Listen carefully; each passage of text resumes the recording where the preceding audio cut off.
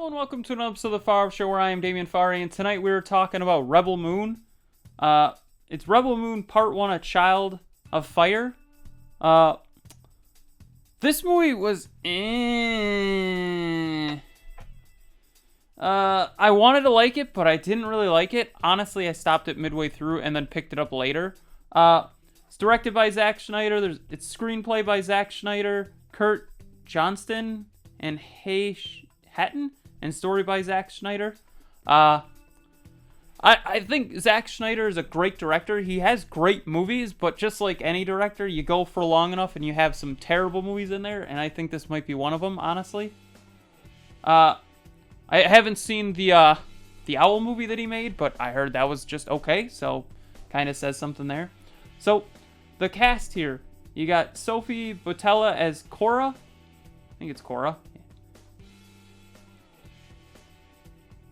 Dinjman Huruston, I think it's pronounced. The Star-Lord Who guy. He was also in Gran Turismo as the dad. Titus. You got Ed Serkin as Atreus Noble. You got Ray Fisher as Darian Bloodaxe. You got Charlie Human as Kai, and Anthony Hopkins as the voice of Jimmy. So, plot-wise, the Empire's needing food. The planet gave their food to the rebels. Their father, which is the leader of the colony or whatever, is killed. A lady was gonna get raped. Well, more like a teenage girl. They don't specify her age, but I assume she's like 18 range, maybe a bit younger, which is a little bit weird, honestly.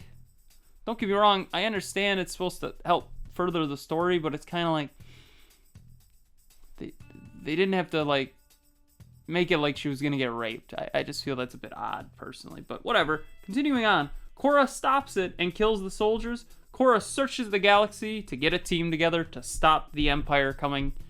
Well, I want to talk spoilers, so if you haven't seen this movie and you own Netflix, you probably should just see it. I mean, but this movie is really weird in the fact that I want to like it, but I can't like it because it just seems like it was a crappier version. They announced that there's gonna be a director's cut, so it's Netflix. Why didn't you just release the director's cut on Netflix and then release the theatrical cut on Netflix the same day, and then also put this one in theaters? Because I get that they want to get maybe some visual effects at Academy Awards and shit like that, but it doesn't make sense. So the big reveal here, the big spoiler, is that Cora is, I think they kind of say it, and I'm gonna double check my math here. When I say my math, I'm gonna just look it up.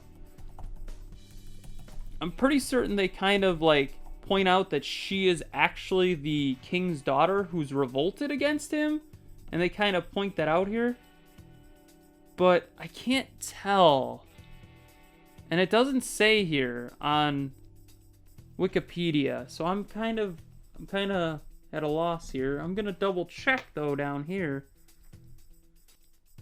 I think it's more just kind of implied. They said that she, like, you know, would actually, you know, she was like the princess's bodyguard in a way, which cool. But, you know, it's kind of implied that she's the king's daughter and revolted, and it's like, I guess, sure. But, you know, whatever works there, I guess you could say. I think it's just a alright movie. I think the idea is cool.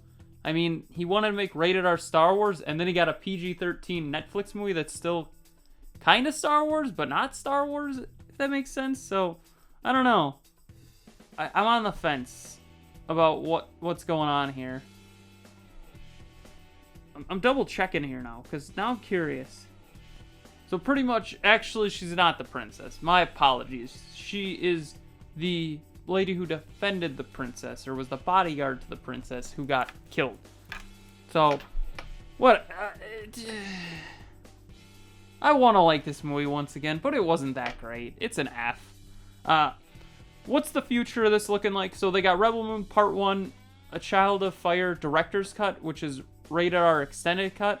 Which, once again, it comes back to the question, why didn't they just release that in the PG-13 cut in theaters?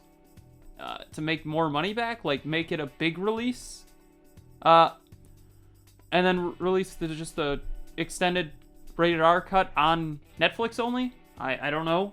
I will never know. And then you got Rebel Moon Part 2 Scargiver, which is coming out in April 2024. They've announced that they're going to make another one most likely, because these two were filmed like back to back is what I've been told, or what I've gathered. And that's interesting, but we'll see what happens. What did you think about Rebel Moon? Like I said, I wanted to like it, but it's just not great, man. There's no way around it. So once again, what did you think about Rebel Moon? Tell me in the comments below. Don't forget to like, share, comment, subscribe, hit that bell icon, and have a far off night.